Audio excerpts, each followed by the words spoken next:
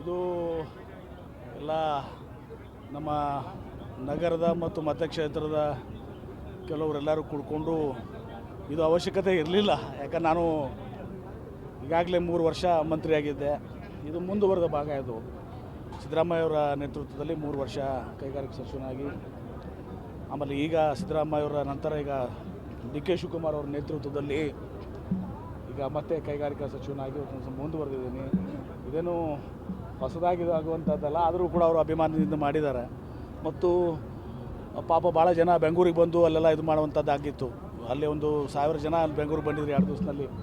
ಹೀಗಾಗಿ ನಾನು ಎಲ್ಲರೂ ಕೂಡ ವಿಚಾರ ಮಾಡಿದ್ದೀವಿ, ಇಲ್ಲೇ ಒಂದು ಮಾಡ್ಕೊಂಡು ಎಲ್ಲರನ್ನೂ ಭೇಟಿಯಾಗುವಂಥದ್ದು ಮಾಡಬೇಕು ಅಂಥೇಳಿ ಅವರೆಲ್ಲ ಪ್ರೀತಿ ಅಭಿಮಾನದಿಂದ ಇವತ್ತು ನಾವು ಹಾರ ತುರಾಯಿ ಎಲ್ಲವನ್ನು ಶಾಲೆಯನ್ನು ಬಂದ್ ಮಾಡಿ ಇವತ್ತು ಮಕ್ಕಳಿಗೆ ಏನಾದರೂ ನೋಟ್ಬುಕ್ಸನ್ನು, ಯಾಕಂದರೆ ಈಗಾಗಲೇ ಜಿಲ್ಲಾ ಉಸ್ತುವಾರಿ ಸಚಿವನಾಗಿ ಹಿಂದೆ ಸರ್ಕಾರಿ ಕಾರ್ಯಕ್ರಮದಲ್ಲೆಲ್ಲನೂ ಕೂಡ ಈ ಹಾರ ತುರಾಯಿ ಬೇಡ ಅಂಥೇಳಿ ನೋಟ್ಬುಕ್ ಆಗಲಿ ಮತ್ತೊಂದು ಆದರೆ ಅದೊಂದು ಅದಕ್ಕಾರೆ ಉಪಯೋಗ ಆಗ್ತದೆ, ಮಕ್ಕಳಿಗಾರ ಉಪಯೋಗ ಆಗ್ತದೆ ಅಂತೇಳಿ ಒಂದು ಮಾದರಿಯಾದಂಥ ಒಂದು ಇದನ್ನು ಹುಟ್ಟಾಕಿದ್ವಿ. ಈಗ ಅದನ್ನು ಸ್ವಲ್ಪ ನಮ್ಮ ಉಳಿದ ಕಾರ್ಯಕ್ರಮಗಳಿಗೂ ಅದನ್ನು ಅನ್ವಯಿಸಬೇಕು ಅನ್ನೋ ದೃಷ್ಟಿಯಿಂದ ಅದನ್ನು ಮತ್ತೆ ಇಲ್ಲಿನೂ ಕೂಡ ಇಂಪ್ಲಿಮೆಂಟ್ ಮಾಡುವಂಥ ಒಂದು ಕೆಲಸ ಮಾಡ್ತಾಯಿದ್ದೀವಿ. ನೋಡಿ, ನಾನು ಈಗ ಬೃಹತ್ ನೀರಾವರಿ ಸಚಿವನಾಗಿ 5 ವರ್ಷ ಕೆಲಸ ಮಾಡಿದ್ದೀನಿ. ಈಗ ಕೈಗಾರಿಕಾ ಸಚಿವನಾಗಿ 3 ವರ್ಷ ಕೆಲಸ ಮಾಡಿದೆ.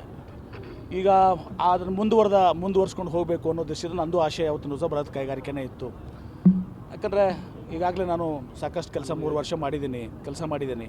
ಅದನ್ನು ಮುಂದುವರೆದು ಅದನ್ನು ಕಂಪ್ಲೀಟ್ ಮಾಡುವಂಥದ್ದು. ಹೀಗಾಗಿ ನಾನು ಬಯಸಿದ್ದೂ ಕೂಡ ಬೃಹತ್ ಕೈಗಾರಿಕೆನೇ.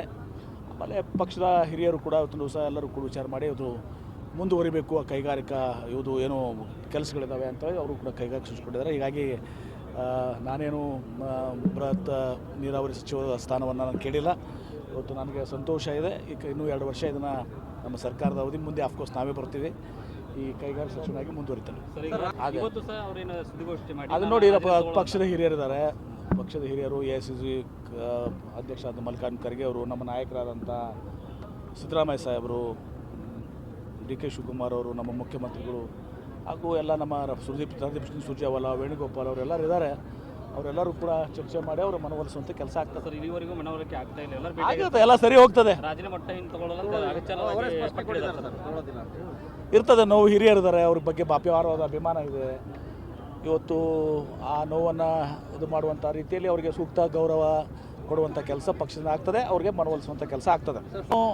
ಮೊನ್ನೆ ಇದರಲ್ಲ ನೋಡಿದ ಬಾರಿ 2 ಮಿಲಿಯನ್ ಇದು ಹೋಗಿದೆ. ನಾನೇನು ಹೇಳ್ತಾ ಇದ್ದೆ ಅಂದರೆ, ಯಾರಿಗೂ ನನ್ನ ಮನೆಯವ್ರು ಹಿಡ್ಕೊಂಡು ಯಾರಿಗೂ ಕುಂಡ್ಲಕ್ಕೆ ಜಾಗ ಇರಲಿಲ್ಲ. ಅದು ಕಿಕ್ಕರ್ಸ್ ಇದು ಹೋಗ್ಬಿಟ್ಟಿತ್ತು ಜಾಗ.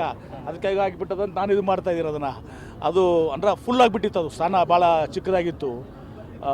ಅಲ್ಲಿ ಕುತ್ಕೊಳ್ಳೋಕೆ ಯಾರಿಗೂ ಕೂಡ ಸ್ವಾಮಿಗಳಿಗಾಗಲಿ ಇವ್ರಿಗಾಗಲಿ ಭಾಳ ತೊಂದರೆ. ನಮ್ಮ ಫ್ಯಾಮಿಲಿ ಮೆಂಬರ್ಸ್ ಎಲ್ಲರೂ ಕೂಡ ಪಾಪ ನಾನು ಫೋನ್ ಮಾಡ್ತಾಯಿದ್ದೆ, ಅವರೆಲ್ಲ ನಿಂತ್ಕೊಂಡೇ ಇದ್ದರು. ಕಡೆಗೆ ಹಿಂದೆ ಹೋಗಿಂದ ಅವ್ರ ಕಡೆ ಕೂತರು. ಒಂದೊಂದು ಕುದುರೆ ಮೇಲೆ ಕುರ್ಚಿ ಮೇಲೆ 2-3 ಮಂದಿ ಕೂತಿದ್ದಾರೆ. ಸೊ ಭಾಳ ರಶ್ ಆಗಿತ್ತು. ಆ ರಶ್ ಆಗಿರ್ತಿದ್ದ ಆ ಕೈಸನ್ನೇ ನಾನು ಮಾಡಿದ್ದೆ. ಅದನ್ನು ಯಾರೋ ನೀವು ಅದಿರಲ್ಲ ಮಾಧ್ಯಮದವರು ಅಂದರೆ ನಾನು ಹೇಳ್ತಾ ಇದ್ದೆ ಅವ್ರು ಎಲ್ಲ ಫುಲ್ ಯಾರಿಗೂ ಅವ್ರ ಮಿಸ್ಸಸ್ನು ಸುಜಾ ಅವ್ರು ಎಲ್ಲಿ ಕೂತಿದ್ದಾರೆ ಗೊತ್ತಿಲ್ಲಪ್ಪ ಅಂತೇಳಿ ಅವ್ರದ್ದು ಮಾಡ್ತಾಯಿದ್ರು. ಅವ್ರ ವೈಫು ಮಕ್ಕಳು ಎಲ್ಲರೂ. ನಾನು ಹೇಳ್ತಾ ಎಲ್ಲಿ ಕೂತಿದ್ದಾರೆ ಯಾರಿಗಾರು ಅಂತೇಳಿ. ಭಾಳ ಜನದಟ್ಟಣೆ ಆಗಿದೆ ಅಲ್ಲಿ ಅಂತೇಳಿ. ನಿಮ್ಮ ಕೆಲಸ ನಿಮಗೆ ಬೇಕಲ್ಲ, ಇಂಥದ್ದೇ ಬೇಕಲ್ಲ ನಿಮಗೆ. ನಾನು ಹೇಳಿದೆ ಆ ಕೈಸನೆ ಏನು ತೋರಿಸದೆ, ಜನದಟ್ಟಣೆ ಅಂತ ತೋರಿಸಿದೆ ನಾನು. ಬೇರೆ ಜನ ನರೇಂದ್ರ ಮೋದಿ ಅವ್ರಿಗೆ ಹೇಳಿ ಜನ ಆಕ್ರೋಶ ಅಲ್ಲ. ನಮ್ಮ ಮುಖ್ಯಮಂತ್ರಿಗಳಂತ ಸಿದ್ದರಾಮಯ್ಯನವರು 8 ವರ್ಷಗಳ ಕಾಲ ಇವತ್ತು ರಾಜ್ಯದ ನೇತೃತ್ವವನ್ನು ವಹಿಸಿಕೊಂಡು ಬಡವರ ಸಲುವಾಗಿ, ಶೋಷಿತರ ಪರವಾಗಿ, ರೈತರ ಪರವಾಗಿ ಇವತ್ತು ಒಂದು ದೃಢ ಸಂಕಲ್ಪ ಮಾಡಿ ಕೆಲಸ ಮಾಡಿದಂಥವ್ರು, ಹಸಿದವರಿಗೆ ಅನ್ನ ಕೊಟ್ಟಂಥ ಸಿದ್ದರಾಮಯ್ಯ ಇವತ್ತು ಸಹ ಯಾರು ಅವರಿಂದ ಬೇಸರ ಆಗಿಲ್ಲ. ಇವತ್ತು ಸಹ ಇದಕ್ಕೆ ಒಂದು ದಾರಿ ಮಾಡಿಕೊಡ್ಬೇಕು. 5 ವರ್ಷ ಪ್ಲಸ್ 3 ವರ್ಷ 8 ವರ್ಷವರೆಗೆ ಇದು ಮಾಡಿಕೊಟ್ಟಿದ್ರು ಅಂತ ತಿಳ್ಕೊಂಡು ಸಿದ್ದರಾಮಯ್ಯನವ್ರನ್ನ ಇವತ್ತು ವಿನಂತಿ ಮಾಡಿಕೊಂಡು ಇವತ್ತು ಸಹ ಈಗ ನಾವು ಯುವ ಮುಖಗಳಿಗೆ ಇದು ಕೊಡಬೇಕು ಅಂಥೇಳಿ ಇದು ಮಾಡಿಕೊಟ್ಟಿದೆ. ಆದರೆ ಇವತ್ತಿಗೂ ಕೂಡ ಸಿದ್ದರಾಮಯ್ಯನವರು ಈ ರಾಜ್ಯ ಅಲ್ಲ, ಈ ರಾಷ್ಟ್ರ ಕಂಡ ಒಬ್ಬ ಶ್ರೇಷ್ಠ ನಾಯಕ. ಹೀಗಾಗಿ ಅವರಿಂದ ನರೇಂದ್ರ ಮೋದಿಯವ್ರಿಗೆ ಹೇಳಿ ಅವರಿಂದ ಯಾರೂ ಕೂಡ ರೋಷಿ ಹೋಗುವಂಥ ಪ್ರಶ್ನೆ ಇರೋದಿಲ್ಲ. ಅವರ ಬಗ್ಗೆ ಅಪಾರವಾದಂಥ ಅಭಿಮಾನ ಇದೆ. ಮತ್ತು ಅವರು ಒಂದೇ ಕ್ಷಣ ರಾಹುಲ್ ಗಾಂಧಿಯವ್ರು ಹೇಳಿದ ಮೇಲೆ ನೀವು ದಾರಿ ಮಾಡಿಕೊಡ್ಬೇಕು ಈಗ ಅಂತೇಳಿ ಮಾತನ್ನು ಈ ಥರ ಅರೇಂಜ್ಮೆಂಟ್ಸು ನಾವು ಮಾಡ್ಕೊಂಡಿದ್ದೀವಿ ಹಿಂಗೆ ಅಂತೇಳಿ ಮಾಡಿದಾಗ ಅಂಥ ಗೌರವಯುತವಾಗಿ ಇವತ್ತು ನಡ್ಕೊಂಡಿದ್ದಾರೆ. ಇವತ್ತು ಸಹ ನರೇಂದ್ರ ಮೋದಿಯವ್ರು ಕಲ್ಕೋಬೇಕು. ಸಿದ್ದರಾಮಯ್ಯನವರ ಸರಿಸಾಟಿ ಮುಂದೇನೂ ಕೂಡ ನಮ್ಮ ಸಿದ್ದರಾಮಯ್ಯನವ್ರ ನೇತೃತ್ವದಲ್ಲಿ ನಾವು ಚುನಾವಣೆ ಹೋಗ್ತೀವಿ. ಅದನ್ನು ಡಿ ಕೆ ಶಿವಕುಮಾರ್ ಅವರು ಸ್ಪಷ್ಟ ಮಾಡಿದ್ದಾರೆ. BJP ಅವ್ರದ್ದು 2 ಬಾರಿ ಪಾಪ ನಮ್ಮ ಯಡಿಯೂರಪ್ಪನವ್ರಿಗೆ ಮುಖ್ಯಮಂತ್ರಿ ಅವಧಿ ಕಂಪ್ಲೀಟ್ ಮಾಡೋಕ್ಕೆ ಕೊಡಲಿಲ್ಲ. ನಮ್ಮ ಸಿದ್ದರಾಮಯ್ಯನವರು 5 ವರ್ಷ ಕಂಪ್ಲೀಟ್ ಮಾಡಿದರು, plus 3 years 8 years. Longest serving chief minister ಆಗಿ ಅತಿ ದೀರ್ಘಾವಧಿ ಮುಖ್ಯಮಂತ್ರಿ ಆಗಿದ್ದಾರೆ. ಅವರಲ್ಲಿ ಏನಾಗಿದೆ 2 ವರ್ಷ ಯಡಿಯೂರಪ್ಪ ಹಠಾವು ಮಾಡಿದರು. 3 ಮುಖ್ಯಮಂತ್ರಿಗಳಾದ್ರಲ್ಲಿ ಅವರೇ ನಮ್ಮ ಬುದ್ಧಿವಾದ ಹೇಳ್ತಾರೆ, ನಿಮ್ಮ ಮನೆ ಮೊದಲು ಸ್ವಚ್ಛ ಮಾಡ್ಕೊಳ್ಳಿ, ನಮ್ಮ ಮನೆ ಸ್ವಚ್ಛ ಆಗಿದೆ. ಮಧ್ಯಂತರ ಚುನಾವಣೆ ಬಂದರೆ ವಿಜೇಂದ್ರ ಸೋಲ್ತಾರೆ ಫಸ್ಟು, ಬರೋದಿಲ್ಲ ಆ ಮಾತು ಬೇರೆ. ಎಲ್ಲರೂ ಹೇಳ್ತೀನಿ ನೋಡ್ರಿ, ಒಂದು ಹೇಳ್ತೀನಲ್ಲ, ಇವತ್ತು ಪ್ರತಿಯೊಬ್ಬರು ಕಾರ್ಯಕರ್ತ ಹಿಡ್ಕೊಂಡು DK ಶಿವಕುಮಾರ್ ಅವ್ರು ಒಳಗೊಂಡು ಹೈಕಮಾಂಡ್ ಎಲ್ಲರೂ ಇವತ್ತು ದಿವಸ ನಾವು ಸಿದ್ದರಾಮಯ್ಯವ್ರ ಜೊತೆಗಿದ್ದೀವಿ.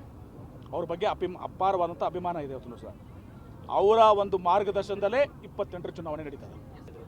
ಅದೆಲ್ಲ ನೋಡಿ ಅದೆಲ್ಲ ಪಕ್ಷದ ಆಂತರಿಕ ವಿಚಾರಗಳಿರ್ತವೆ, ಅವೆಲ್ಲವನ್ನು ಕೂಡ ಬಹಿರಂಗವಾಗಿ ಇವತ್ತು ದಿವಸ ಇದನ್ನು ಮಾತ್ರ ಮಾಡಲಿಕ್ಕೆ ಆಗೋದಲ್ಲ. ಇವತ್ತು ದಿವಸ